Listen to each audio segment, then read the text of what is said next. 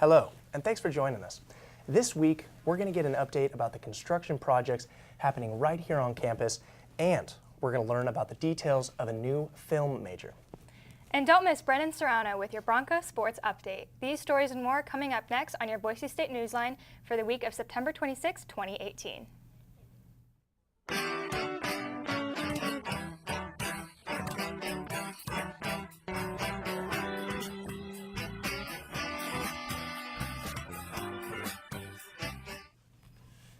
Thanks for joining us on NewsLine. I'm Doug Mason. And I'm Lily Crolius. Students who frequent Boise State Albertsons library may have noticed several construction projects in progress. However, Grace Paduano reports that the new projects are a major renovation of the second floor, creation of new data closets, and an esports arena for online gamers. And also, can't forget this, a repair of the front steps. The dean of the library, Tracy Holmes, weighs in on the new changes, saying that the project on the first floor near the elevators is a means of increasing the bandwidth for the wired computers of the building. Evan Danforth, Deputy Director of Architectural and Engineering Services, provided some insight into the creation of the esports arena on the second floor, saying that it's actually going to be next to the innovation of design. Danforth also said that it should be a temporary installation, and the CID is not making any permanent changes to the space, besides, of course, adding the data ports and additional power. As for the front steps, Bickwell Homes attributed the renovation of the age of the building. A section of the stairs crumbled a few years ago, and rather than rebuilding the entire front steps, only the damaged section was rebuilt, and one particular crack has gradually continued down the stairs. That's all for the library construction update at NewsLine. Are you a fan of film and want to get your foot in the door to a career in the realm of film? If so, the Sun Valley Film Festival is currently looking for volunteers for this upcoming year. Depending on your potential volunteering position, you may be required to occasionally visit Sun Valley and attend the event in March. Other volunteer positions may only require you to work from home. If you're interested and want more information, check out the festival's website at sunvalleyfilmfestival.org or contact Dr. Rick Moore, who is located in office C-130 in the Comm Building for more details. So guys, I just found out about this, and hold on to your seats because it's a shocker. Apparently, from October 2020, a new, quote, star card will be required to board a commercial aircraft and access federal facilities due to the Idaho's compliance with the Real ID Act. Jennifer Gonzalez states that the communications sector of the Idaho Transportation Department began distributing the star cards in applicants, to applicants in January. Almost messed that one up. The card itself, as reported by Elise Lovenguth, is a state driver's license and an ID card with, of course, a star on it. This coming as a result of the Real ID Act Uniform Identification Standards. That's a mouthful. This act was passed by Congress in 2005, enacted from the 9/11 Commission's Standards for Airport Security. According to Gonzalez, Idaho residents can now apply for a star card and will be required to board commercial aircrafts and access other federal facilities by October 2018, which is actually next week. This, of course, is if the individual in question does not have any other form of identification. The star card can either be obtained after renewing the driver's license or buying the duplicate license for $15. Now we have Joe Dyer shedding some light on one of the exciting new majors Boise State has to offer this fall. This semester, Boise State has introduced the Film and Television Arts major, part of the new Theater, Film, and Creative Writing department. The new program in Film and Television Arts was designed for folks who want to go into narrative television production. And the way it kind of is different from what you would get in the communication department, which is more media arts, is we focus on telling stories in sort of a cinematic fashion. It's like we're both telling visual stories, but ours kind of grows out of more of the film tradition, whereas theirs grows more out of the multi-camera news tradition. But even with that, the BFA, it focuses on production, but steeped in critical theory and history. And it partners, so there's lots of electives that are outside of the program as well. Students enrolled in this program will also be able to work with equipment that they might not otherwise have access to. The dean structured our transition in such a way that we share equipment and facilities with the communication department for this year. And then over in the spring semester and summer, we'll be putting together our own facilities, an editing lab, teaching studio, and an equipment room. We want to bring in more and more of these professionals so the students get the very best experience they could possibly get. And at long term, I hope that our productions are of the highest quality, so eventually maybe we can have some kind of deal with Netflix or somewhere like that where we actually try to broadcast these things. We want our students winning student Oscars and student Emmys, and we want them getting into big film festivals, and we want to see them going off and being raging successes in the world. So, I mean, that's what this is here for.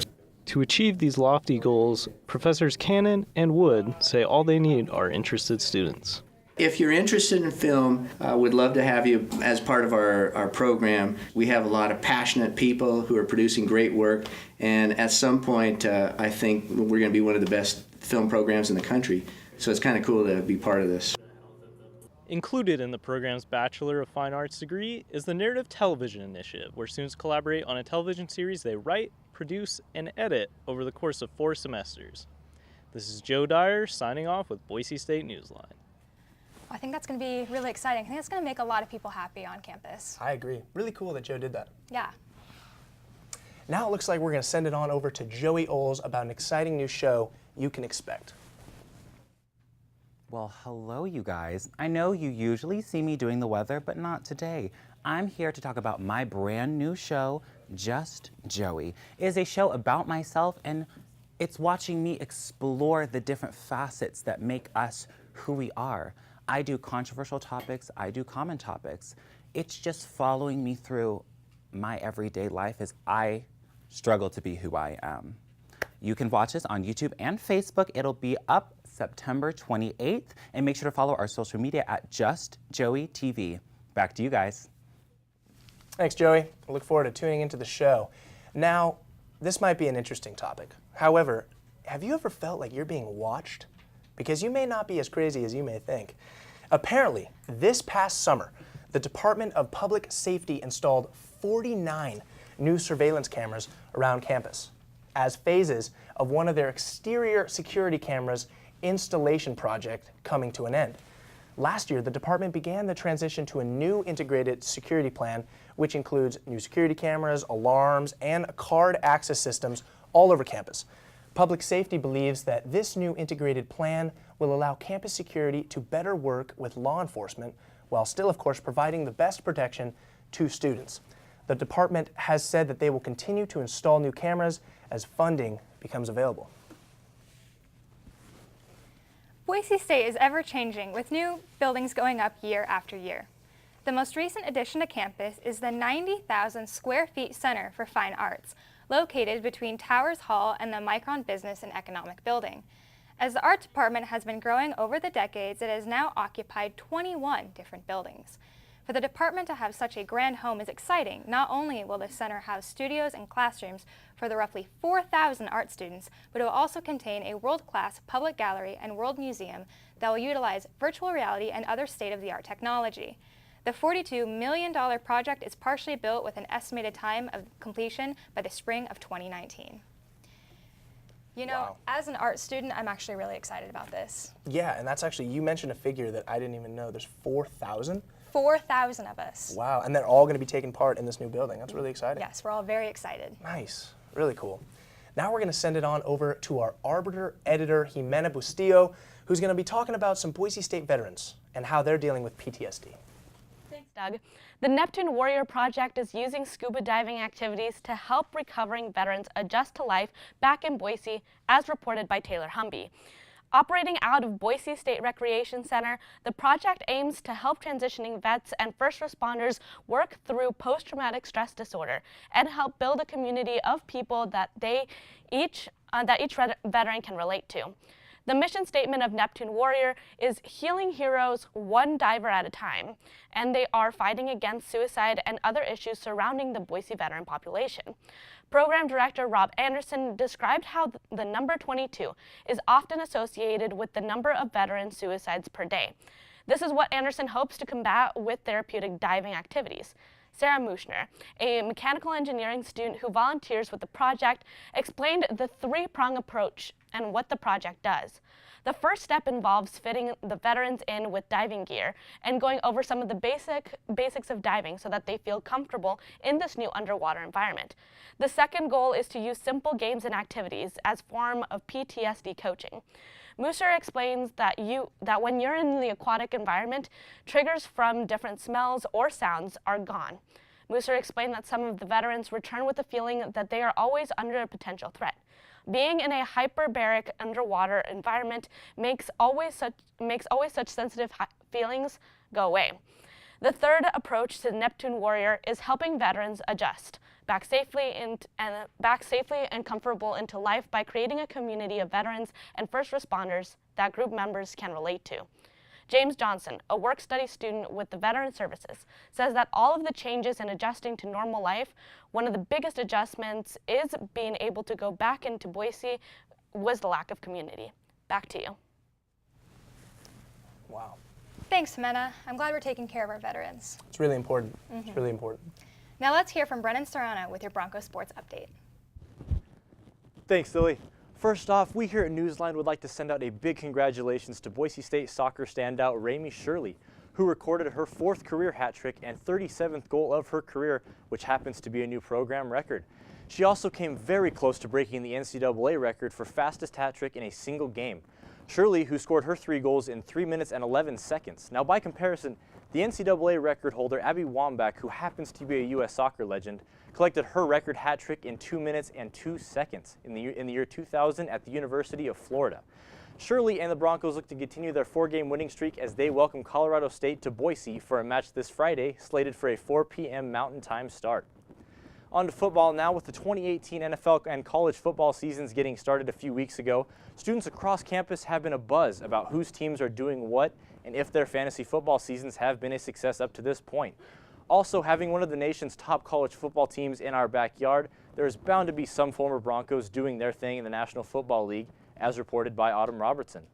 At the start of the season, there was a record 9 Boise State players on active NFL rosters, with the likes of Leighton Vander Esch, DeMarcus Lawrence, Tyrone Crawford, and Kellen Moore, all being with the Dallas Cowboys. Jay Ajayi with the Eagles, and Doug Martin toting the rock for the Raiders. Vander Esch, who was drafted 19th overall in this past spring's NFL draft, showed the Cowboys why they drafted him so early, leading the team in total tackles with 11 this past Sunday in a loss to the Seattle Seahawks.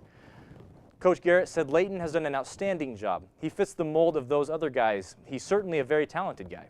He goes about it the right way. He works very, very hard. That Cowboys defense that I mentioned is going to have their hands full this season as they attempt to contain another former Bronco, Philadelphia Eagles running back Jay Ajayi.